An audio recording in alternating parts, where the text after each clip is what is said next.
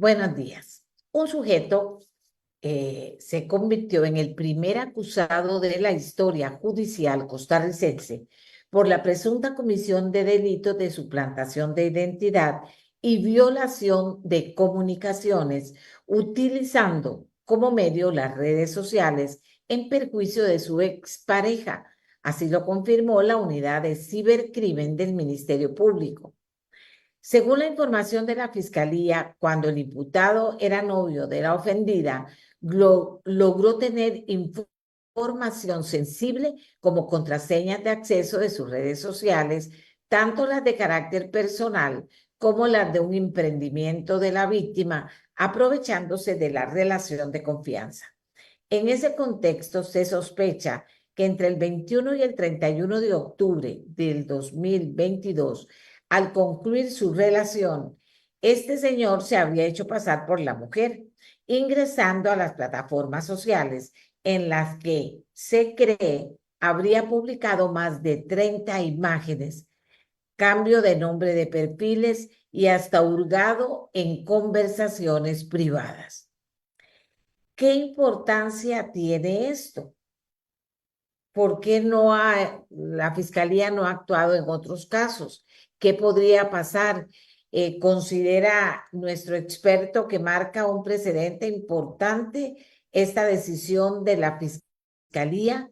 ¿Qué tan común son este tipo de situaciones? Mauricio París, abogado experto en protección de datos y privacidad. Adelante. Hola, doña Amelia, un gusto saludarla, como siempre. Espero se encuentre muy bien y un saludo a todos los que nos ven y nos escuchan. Efectivamente, la noticia es muy interesante. Lamentablemente, no tenemos más información sobre el caso concreto, que probablemente nos podría dar también muchas luces adicionales, pero sin duda alguna es un antecedente relevante que el Ministerio Público esté procurando llevar a juicio un delito que tiene, o dos delitos que tienen más de 10 años de existir en el ordenamiento jurídico. Y ahí tal vez eh, es importante considerar también que cuando uno ve las estadísticas del organismo de investigación judicial en número de denuncias, se da cuenta de que los delitos informáticos, y en especial la suplantación de identidad, básicamente los delitos que más crecen año con año. Estamos hablando de un crecimiento de más del 150% en un periodo de 10 años, y en el caso concreto de la suplantación de identidad estamos hablando de casi un 90% de crecimiento en las denuncias. ¿Esto qué es lo que nos dice? Y en la misma noticia del Poder Judicial, ¿verdad? Nos acredita que entran cualquier cantidad de casos de denuncias, que son uno de los delitos que más crecen día a día, pero que son pocos o es uno solamente el que termina siendo acusado a la fecha, a 10 años de la existencia de este delito. Es decir, no quiere decir que lo icónico de este caso es, digamos, el hecho de que sea la primera vez que esto se comete, sino más bien de que es la primera vez que pasa un filtro de la fiscalía, porque la gente sí lo está denunciando y eso es lo que dicen básicamente las denuncias. En este contexto, además de las relaciones sentimentales, de las relaciones de pareja, este tipo de delitos suelen ser más frecuentes, principalmente precisamente por el vínculo de confianza que se da entre la pareja, que muchas veces hace o que se compartan las contraseñas, gran error, o que utilicen dispositivos que no tienen contraseñas y que entonces permiten que una persona pueda acceder luego a las redes sociales, lo que es aún más peligroso por el daño que puede ocasionar a cuentas bancarias o a otros dispositivos, ¿no? Entonces, al final de cuentas, es un tema de muchísima importancia. El Poder Judicial ha creado una unidad de cibercrimen que tiene mucho trabajo, pero creo yo que definitivamente los recursos que el Poder Judicial está asignando a esta unidad se quedan considerablemente escasos, sobre todo por la complejidad que tienen estos asuntos en cuanto a su prueba. Es decir, probar este tipo de delitos implica generalmente una prueba digital, una prueba técnica que es compleja y que además requiere muchísima colaboración de terceros o incluso en muchos casos de otros estados para lograr acreditar el uso de aplicaciones o redes sociales, ¿verdad? En muchos casos incluso se requiere que el Poder Judicial solicite a las plataformas electrónicas información sobre conexiones o información sobre determinados aspectos. Y esto, desde luego, requiere además una cadena de la prueba sumamente importante para el filtro que será el más importante, que es, en este caso, el Ministerio Público está está solicitando al juzgado penal llevar esto a juicio, pero lo que va a ser realmente relevante e icónico, y creo yo que será el mensaje que la ciudadanía tendrá que esperar, es que finalmente el juzgado penal terminará condenando por estos delitos, que además, doña Amelia, tienen la particularidad de tener una pena muy baja. Son delitos que tienen 3 años de cárcel como pena máxima y que por las reglas, además, del derecho penal, pues probablemente si la persona no tenía antecedentes, le terminará entonces quemando su cartucho del primer delito gratis, ¿verdad? Entonces le terminarán dando probablemente un beneficio de que no vaya a la cárcel por estos hechos. Esto también nos lleva a pensar si son delitos que luego de 10 años de haber sido regulados, y en mi criterio en muchos casos no muy bien, me refiero a los delitos informáticos en general, convendría darles una revisión adicional, un refrescamiento, no solamente desde el punto de vista tecnológico, sino también desde el punto de vista de si requieren en algunos supuestos agravantes para hacer las penas más altas y procurar así disuadir a las personas de cometer este tipo de delitos, sobre todo cuando se cometen en el contexto de una relación sentimental existente o finalizada. Vamos a ver, ¿qué dice la ley sobre la suplantación de identidad?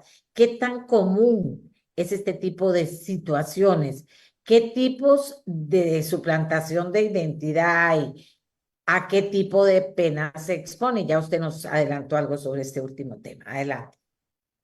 Sí, señora, en efecto estamos hablando acá de dos delitos que fueron los que el Ministerio Público consideró que se cometían en los hechos eh, que comentamos, ¿verdad? Y uno de ellos es la violación de comunicaciones, que es un delito que fue modificado en el año 2013 en el marco de unas reformas relacionadas con delitos informáticos y que es básicamente un delito que lo que sanciona es el hecho de que una persona sin autorización ingrese o acceda o modifique documentaciones o comunicaciones que son de otra persona, ¿no? Este es un delito muy viejo en su sentido analógico, es decir, era si me llega una carta y alguien la abre sin mi autorización, se cometía ese delito de violación de correspondencia. Lo que se hizo hace una década fue llevarlo a lo digital y establecer que ese delito se comete también cuando lo que se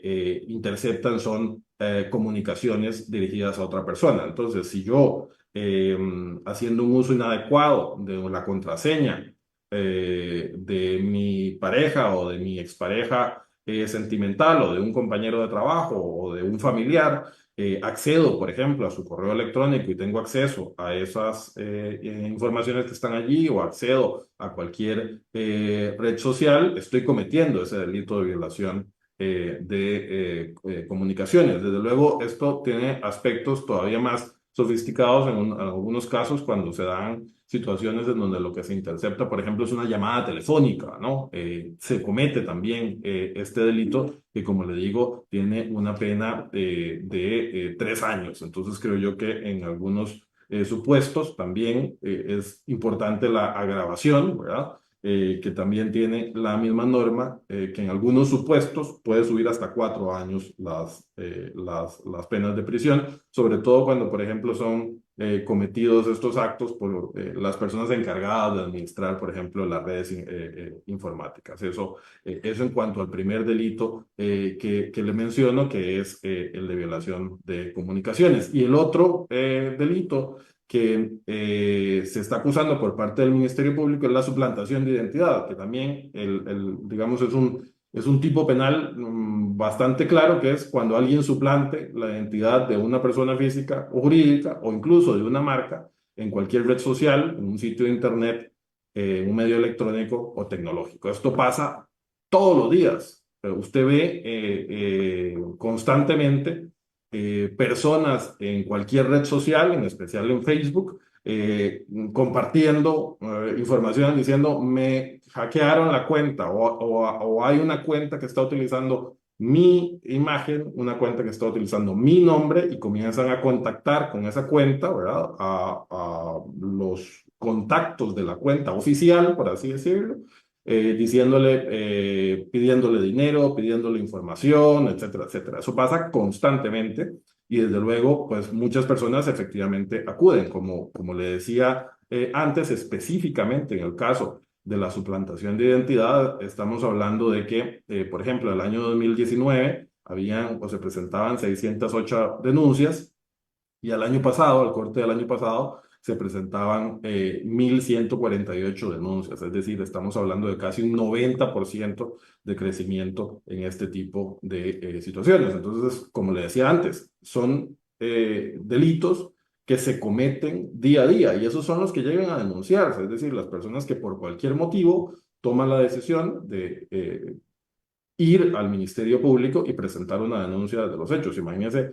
la cantidad de personas que no lo hacen, ¿no? Entonces es muy complejo, tiene también un punto de vista también de medidas de seguridad que tienen las mismas plataformas para evitar estas situaciones, ¿verdad? De medidas que lo que procuran es darle más herramientas informáticas a los usuarios de las redes sociales para que eviten la suplantación y también de mecanismos para que las mismas plataformas puedan recibir y procesar de forma rápida y expedita las denuncias que haga una persona cuando, por ejemplo, le han clonado un perfil de Facebook y sobre todo lo utilizan para la comisión de hechos delictivos, que ahí lo importante es que por la incidencia del uso de la tecnología en nuestro día a día, ahora prácticamente todos los delitos involucran, al final de cuentas, la utilización de un mecanismo electrónico, es decir, de un dispositivo, de un celular, de internet, de una red social, ¿no? Entonces cada vez es más frecuente la utilización de la tecnología como medio para cometer delitos.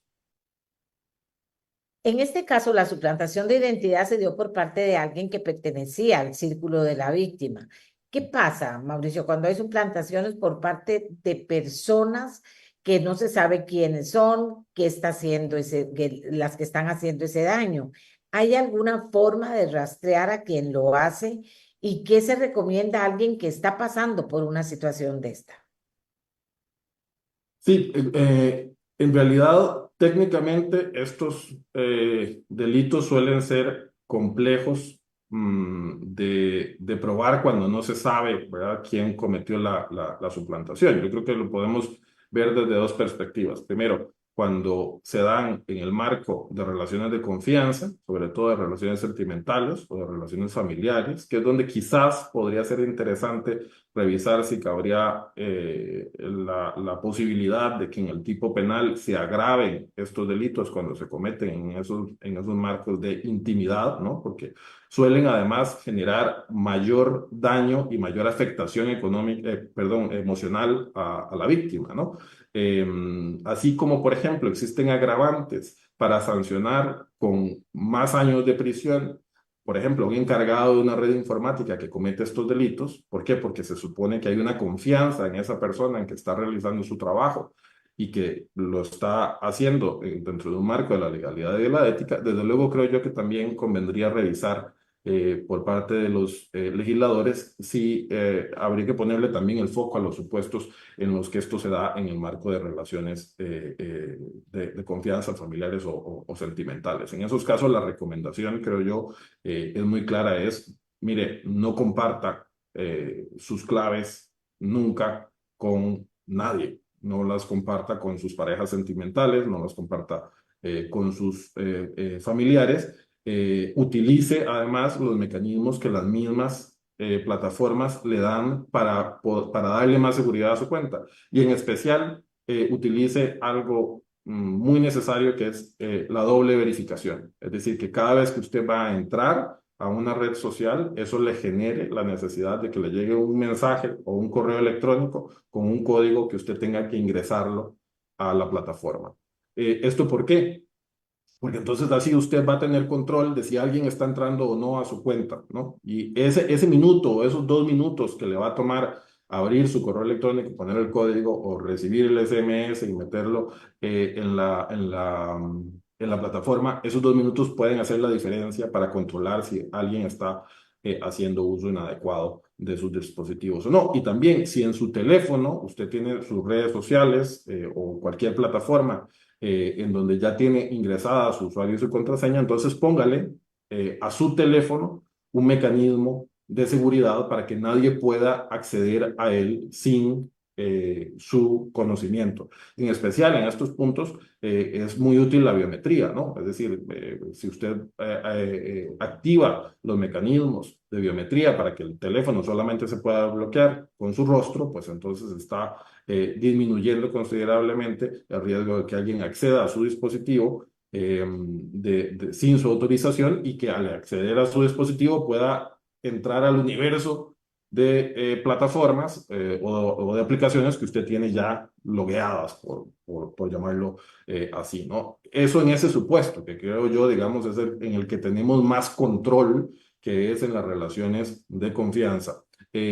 Sucede muchas veces también en casos en donde estas situaciones se dan con adultos mayores que pueden tener, por ejemplo, cuentas de banco que entonces le piden a una hija, a un sobrino o a alguna persona cercana que tenga acceso a esas cuentas y le dan su clave para que entonces pueda entrar al banco y verificar si le depositaron la pensión o hacer algún pago o no. Estos casos son más complejos, ¿no? Porque entonces, pues, se trata de personas que tal vez por su edad no tienen mucha alfabetización tecnológica o no pueden simplemente acceder y entonces en esas relaciones de confianza se dan muchos casos en los que entonces esa persona hace un uso abusivo de esa información o realiza transferencias no autorizadas al final de cuentas por la persona. Son casos más complejos en donde probablemente hay que tomar medidas